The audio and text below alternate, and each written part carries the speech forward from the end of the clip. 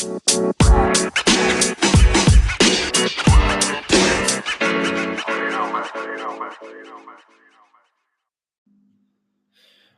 right, everyone. Welcome back to another episode of the Business Blast podcast. I got Errol Doebler with us.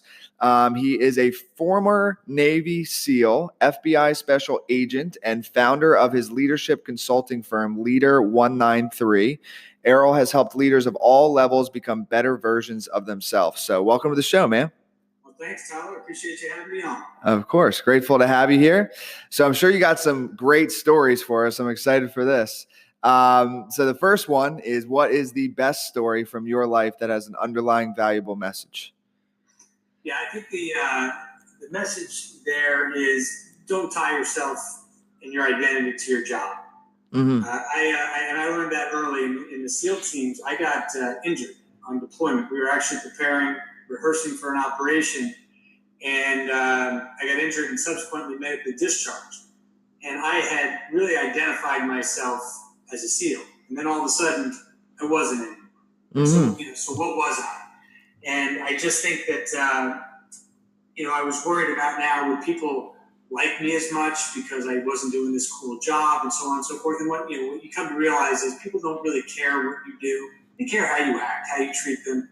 Mm. And so I think that's a big lesson for people, because I think a lot of times we tie ourselves and our identity to our job, and we shouldn't. If you can. And how do you check if you're doing that?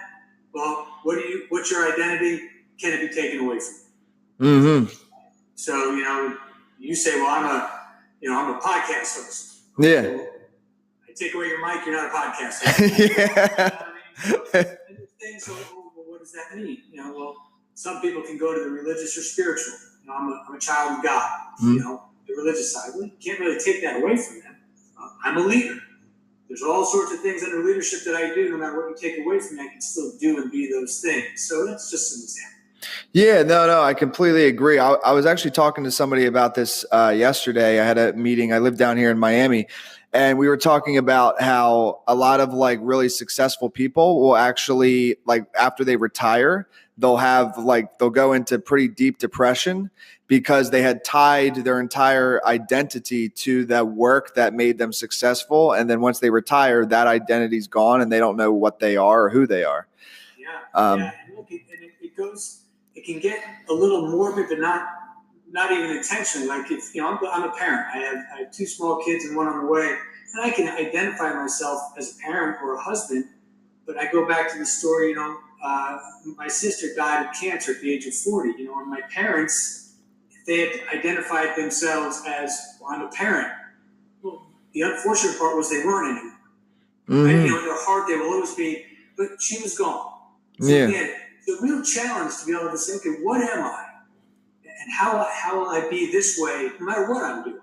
And so I think that's the best story from my life. Yeah. Something I love was taken away. Yeah. And I wasn't that anymore. I had to kind of redefine myself. Yeah, it's really important. So my next one for you is, what's the most valuable piece of information we should know that's within your expertise or industry? Yeah, so my background is interesting. I acknowledge it. Former Navy SEAL, FBI agent, I did really cool things.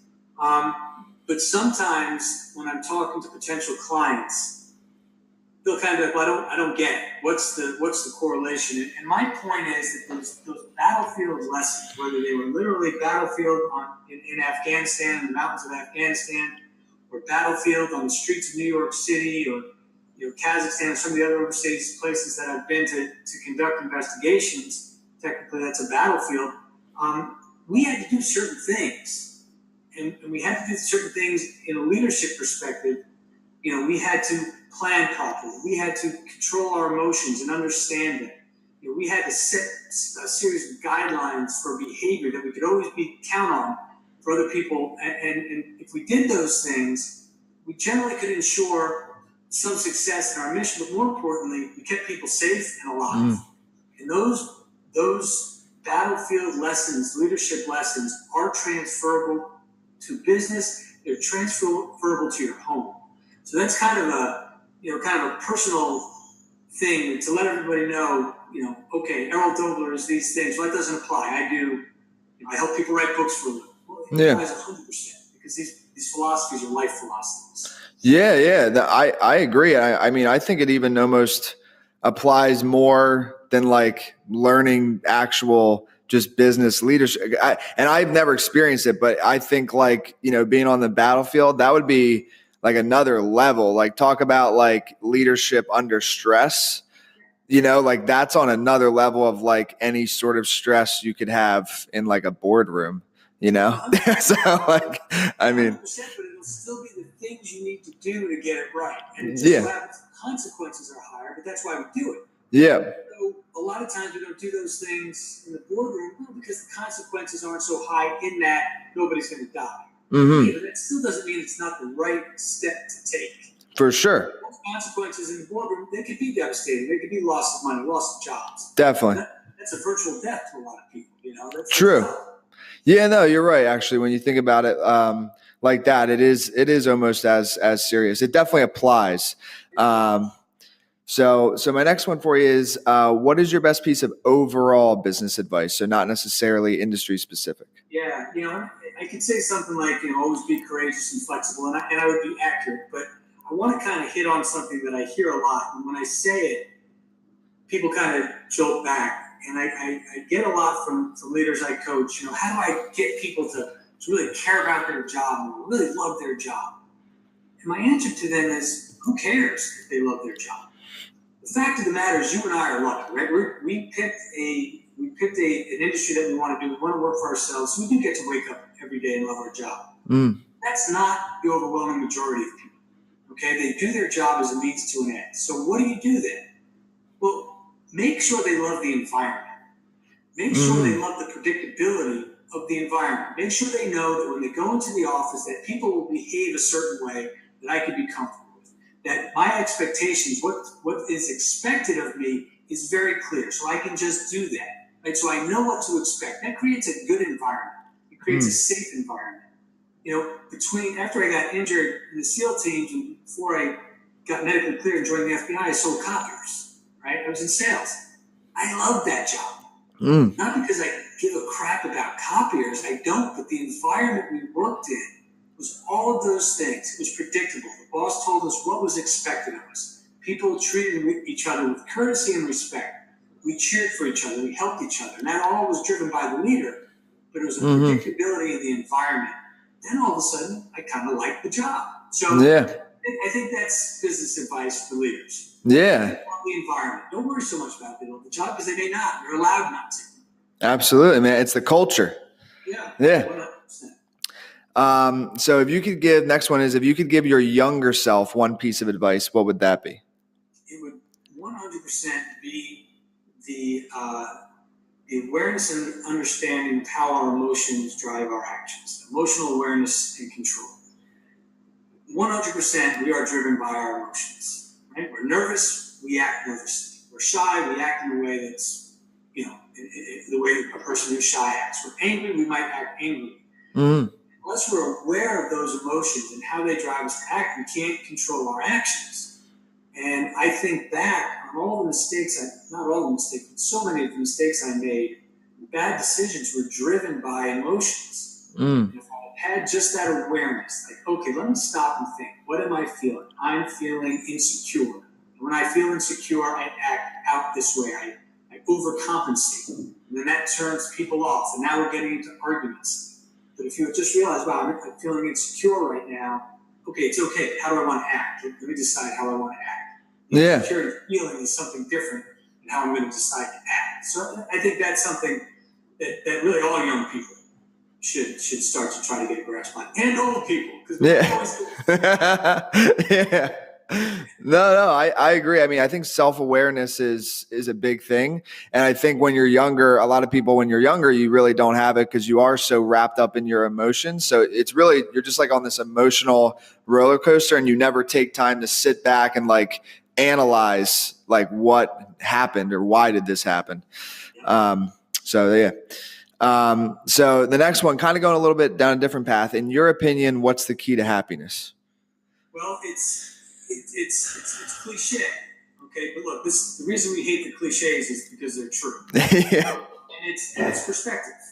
Okay, we have to get perspective in our lives, and it kind of actually goes to a little bit of that emotional awareness and control, because to do that we have to take a step back.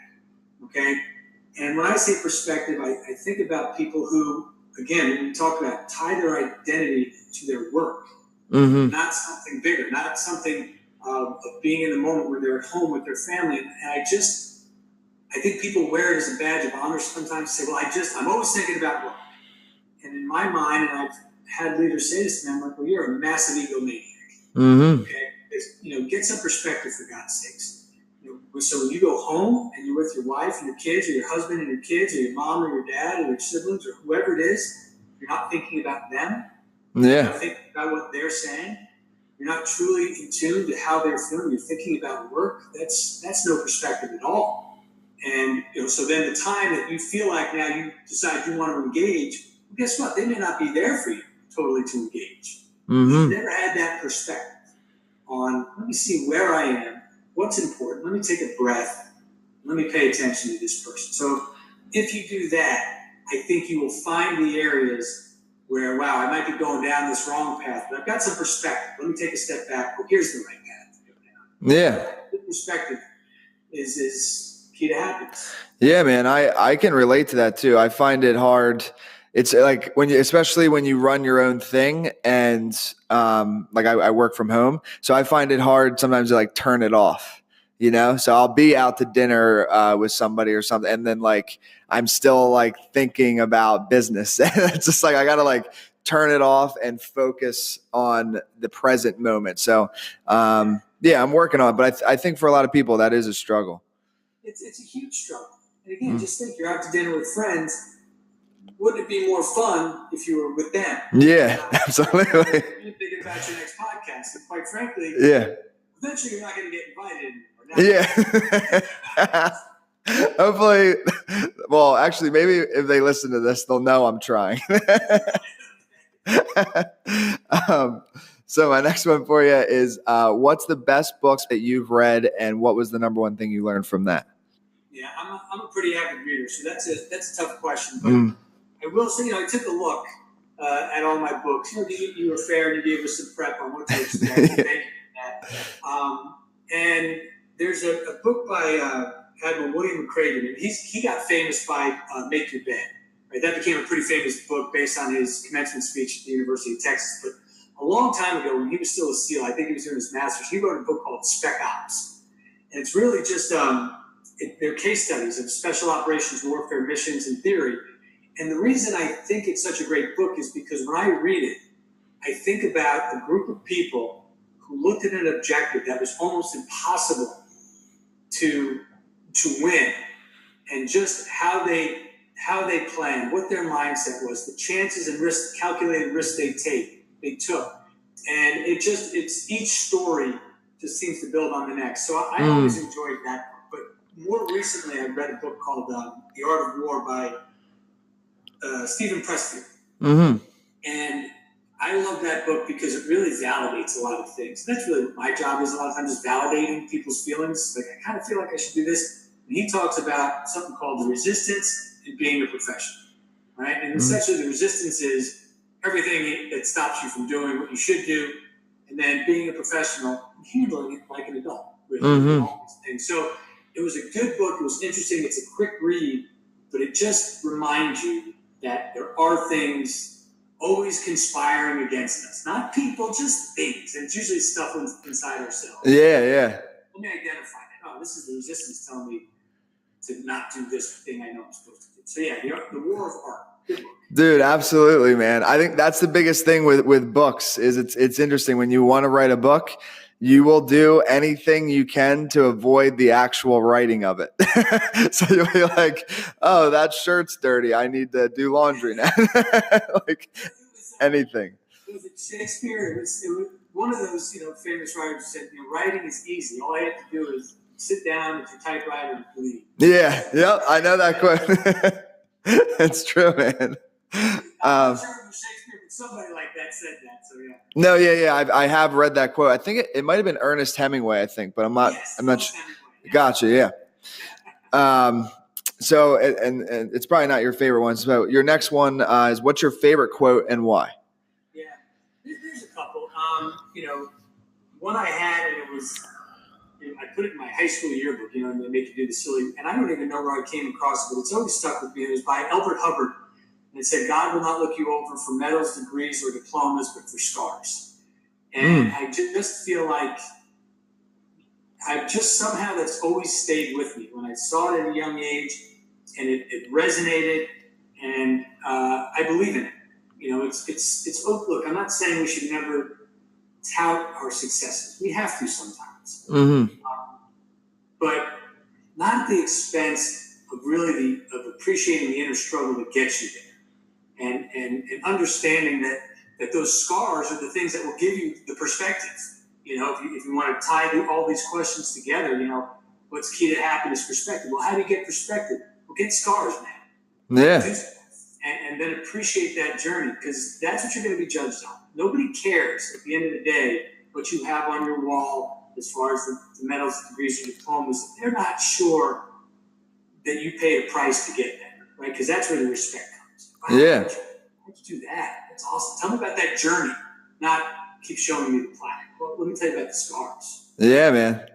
Dude, I agree. And I think that's like what makes something travel too. It's like the story behind it. So it's not the achievement. It's how did you get there? And I think that's what travels. So, I recently talked to somebody who had lost a bunch of weight, and it was great, right? And I couldn't appreciate the whole thing because they weren't willing to talk about the scars. Lost 80 pounds. I'm like, yeah, but tell me how you were feeling. Tell me the battles that you went through. Well, no, I just read the book and I modeled this person and I did it. Yeah. Like, I'm proud of you, but I'm like, you've lost me. I want to hear the spirit of the story. What was where was the pain? Yeah. So maybe that's just me. Maybe I'm. No, dude, I mean, I can relate to it. Again, I just, because it's what I do. I go back to books. Like for a book to try. Have you heard of that new book by David Goggins? Have you? Which one? It's called You Can't Hurt Me. No. And it's basically, it's stories. He has a lot of stories, and I can't remember if he's Navy or if he was Marine. Okay, yeah. Okay. Yeah, but it's yeah. So like the book's doing really well, and like there's various reasons for that. But I listen to it, and I do audiobooks like crazy. Like I listen like 2 hours a day, and I listened to that book in like 2 days. And the reason I think it's doing so well and it's traveling, I mean, we're talking about it now, is because the stories that he tells in that book are like crazy. And they're like the battle wound, like they're like the scars. Yeah, like you're saying. And like, so that's why I think it's traveling. It's not because he can run, 100 miles without stopping, which is also impressive. But it's like, how did he get to that point to running 100 miles? People won't read that book. They might pick it up because he was a SEAL and that's exciting. Yeah. They'll get something out of it because of the journey, because of the scars and the things he talks about. So that trident he wears on his chest is great. Yeah. So that's not why we like you or respect you. It's the stories and the scars that you got along the way. So yeah. Yeah, absolutely. So dude, thank you for coming on. The last one I got for you is, where can our audience best find you online? Yeah, appreciate that. My website, leader193.com. Learn about my business, learn about the Wim Hof method, where I'm instructor. We talked about that. All sorts of things. And then Instagram is, one of the other ones I'm more active on, and that's @leader_193. Perfect. Thanks again for coming on, man. Thank you, Tyler. Good luck, man. The podcast you just heard was made using Anchor. Ever thought about making your own podcast? Anchor makes it really easy for anyone to get started. It's a one-stop shop for recording, hosting, and distributing podcasts. Best of all, it's 100% free. Sign up now at anchor.fm/new. That's anchor.fm/new to get started.